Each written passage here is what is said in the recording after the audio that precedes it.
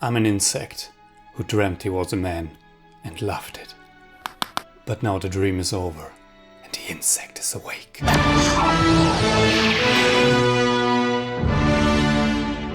Something went wrong, Seth. When you went through, something went wrong.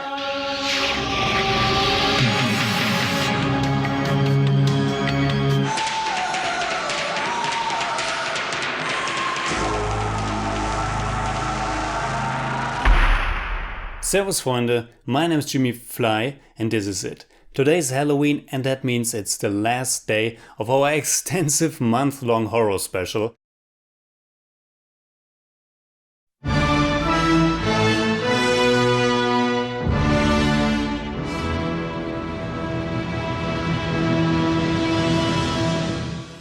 And for my last pick I didn't just choose any film, but my favorite horror movie of all time. David Cronenberg's 1986 classic, The Fly. I came to this one at a very early age, too early to be completely honest. It's a movie that wasn't always shown uncut on German television, but as luck or destiny had it, I caught one of those few occasions when I was probably like 12 or 13 years old, and what I saw deeply shocked and at the same time fascinated me without end. It's a David Cronenberg film, and when I think about Cronenberg I think about body horror. Long live the new flesh. It's a subgenre that no other director is more associated with than he is. He has made numerous films that deal with the fascination of the flesh, the human body, transformations, mutations, and The Fly is the absolute highlight, at least for me. It's also one of those instances where a remake surpasses the original. The basic premise is the same to the 1958 Vincent Price version, which was based on a short story written the year before, but similar to Carpenter's remake of The Thing, Cronenberg creates a completely new and fresh and very different film. A brilliant scientist has invented a teleportation device, but one of his experiments goes horribly wrong. The idea itself and the film and its effects have become iconic, and it's hard to find anyone who doesn't know what happens in the movie. But if you haven't seen it already or know anything about it, I would recommend just turning this review off and checking it out for yourself. It must be quite the experience, and as a matter of fact, when I visited my family last year at Christmas, we were looking for a scary movie to watch, and it turned out that neither my little sister, don't worry, she's 26 and really old enough to watch it, nor her boyfriend have ever seen it, and on top of that they had no clue what would happen. It was an absolute delight and also a testament to the quality of the film and especially the special effects, because what is so shocking and gruesome are first and foremost the groundbreaking makeup and creature effects. They are so incredible that the very first credit that pop up at the end is the name Chris Wallace, the creator and designer of The Fly, who deservedly won the Oscar for his work. By the way, Mel Brooks was a producer for the film, but didn't want people to find out because that might have changed their expectations for it. The same is true for the David Lynch masterpiece The Elephant Man, where he was also uncredited and which also shares the body transformation aspect with The Fly.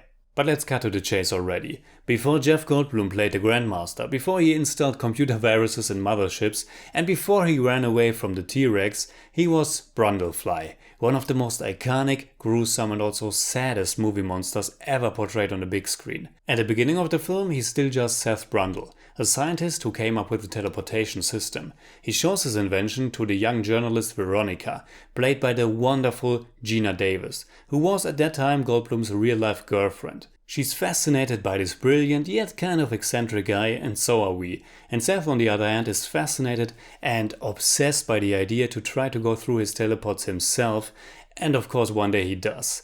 The only problem, he wasn't alone. A tiny little fly crawled into the pod with him. In the old version it was a quick and very simple transformation. Here it is something different completely, because in Cronenberg's version it is a slow progress. Brundle walks out of the pod seemingly fine, and more than that, he feels incredible at first, and he describes his new condition as if he was cleansed by the process. He's full of energy, can have sex for hours, is all acrobatic all of a sudden, and he's stronger than ever before. This movie is the reason why I don't ever want to arm wrestle with anyone.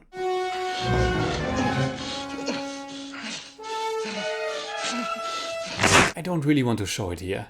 It soon becomes very clear that he's not the same anymore, and after the initial notion of feeling reborn and powerful, the whole mutation slowly kicks in, and it's simply horrifying to witness. First, it's just his skin that's starting to look weird, but then his fingernails are falling off, and like a true scientist, Randall tries to find out what went wrong.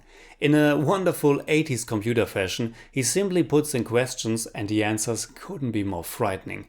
He learns that there was a fly in the pot. So, what happened to the fly? Fusion of Brundle and fly at molecular genetic level, meaning he and that little troublemaker are slowly becoming one and the same. This revelation for our protagonist, and until that point kind of the hero as well, comes exactly at 1 hour into the film. We fade to black, some time passes, and nothing will be the same anymore. After all these years, this movie still gives me the creeps. And it's not just the groundbreaking practical special effects that comes to full fruition in the last 30 minutes of the film, it's simply everything. The atmosphere, the set design, this large lofty apartment where Brundle has his lab, which is actually located in an old factory building, the wonderful acting of both Jeff Goldblum and Geena Davis, who is a big reason for the movie's deeply moving emotional core, because this just isn't some fun horror film with a scary monster. In the tradition of many horror tales before, it's one where you feel deep sympathy with it. It's our hero who turns into a horrible creature. It's a human tragedy, and it works as a drama as well. The film has also one of the most haunting scores to any horror film, composed by the great Howard Shore, who worked many times with Cronenberg. When Veronica goes back to the apartment weeks later, Seth is a broken man, walking on crutches, his face disfigured, but this is still just the beginning and the film keeps challenging the stomach of the viewer. But again, this is so much more than aiming just for cheap shocks. Cronenberg's The Fly speaks to our fear of disease and dying, or simply of getting older. To see our own bodies change over the years is a fascinating but also frightening process. The movie was released during the dawn of the AIDS epidemic, and many saw Brundle's transformation as a metaphor for that disease, and that's completely legit, but it works on a more basic level as well, and I think everybody can identify with it in some form. Maybe most will just be terrified by it and don't really question why that is, except for its gruesome nature, but for me this body horror stuff was always something that hit all the right buttons. I first saw the movie when puberty just kicked in, when the body is constantly changing, and now that I'm getting older, it hasn't lost any of its appeal. On the contrary, it only gets stronger. Of course today I'm not as easily shocked anymore, but then again those effects are still so impressive that it was just recently that I saw the famous deleted cat baboon scene for the first time on YouTube, and I was repelled in the most positive way yet again. Quick comment to that scene in case you check it out too.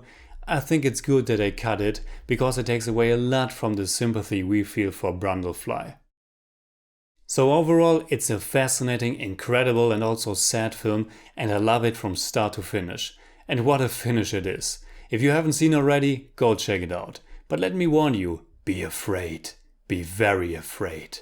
So in German I'd say, Die Fliege ist mein absoluter Lieblingshorrorfilm. Großartig gespielt, Musik, die einem direkt ins Mark fährt und zutiefst menschlich und berührend.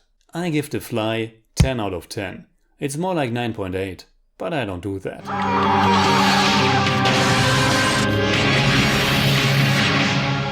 Help me. Please, help me. So that's it, like always, comment below and let me know what you think about The Fly. And also let me know what is your favorite horror movie of all time. And also, what did you think about this whole horror month here on the channel? You can hit me up on Twitter, Facebook and Instagram simply at TheJimmyCage. And if you enjoyed this episode, please give me a thumbs up, share, subscribe, whatever you like. And make sure you hit that bell for all I have to tell.